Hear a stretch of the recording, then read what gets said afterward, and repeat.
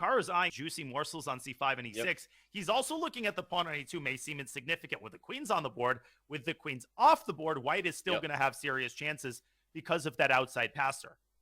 And it's funny, from a practical perspective, the eval, from a concrete perspective, the eval is still better for black. But from a practical perspective, the type of advantage on the board, everyone, has completely changed. Black is not gonna be mating white anytime soon, although this was a very good move coming to d2.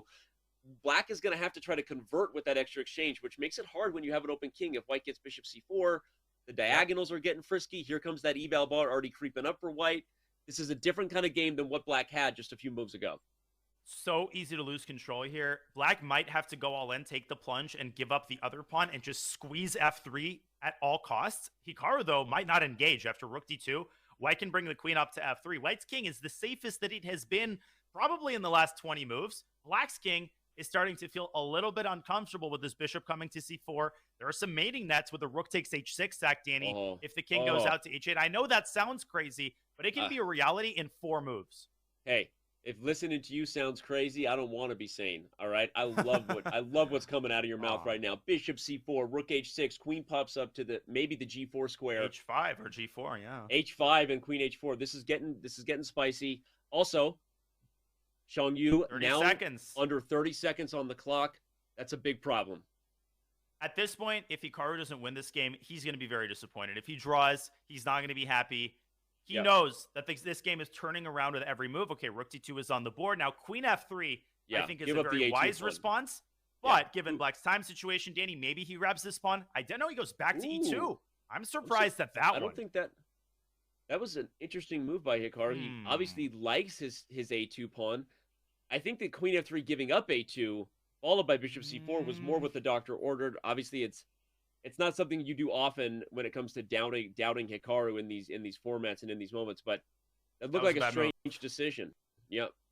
That was a very bad move by Hikaru. I mean, I think he got excited at the prospect of not getting checkmated. Too much so, because now the remaining rook is active. Queen e3, Danny, is a huge positional threat.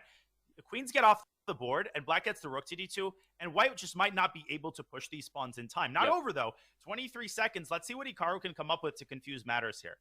No, but he's shaking his head. He also agrees rook e2. Something was misevaluated there. Did he just flat out miss queen e5, queen e3, or was there something else that he thought was there that no longer exists? We're going to find out because, Yeah, no, this is bad. This is bad, Danny. I mean, maybe he just pushes a4 and throws caution to the wind. Maybe that's what you need, and that's what he does. But queen e3 still looks winning, but black has to calculate that with 18 seconds. It's still a 3-result game. Hikaru might very well win this game. I've seen everything from him. Yeah, I have as well, and I at the same time, you've given black a concrete approach. So unless Danny, 5 seconds. Xiangyu overthinks it, he needs to move. He plays g5, overthinks Don't like that move at all. Weakening your king, allowing the a-pawn forward. Hikaru immediately kind of perked up a little bit. Queen f3, he's laughing in the face of danger when it comes to queen e3 now. And the a-pawn is getting frisky. Danny, it's going to reach a6. Guess what? That's a checkpoint, as I call it, because that pawn is permanently defended by the bishop. Black pushing his chips into the center of the table. And Hikaru defending the bishop calmly. 1 second, he's going to flag. Dude, oh, my gosh. Was there g4 and queen e3? Okay, I don't even know, but... 1 second again. Oh, c4. What a move that would have been. Intercepting the bishop, but queen e6 great too, Danny, because he's threatening queen takes pawn, utilizing the pin against the bishop. Hikaru might not be able to defend against that because queen b7 check abandons that bishop. The queen's going to have to come right back.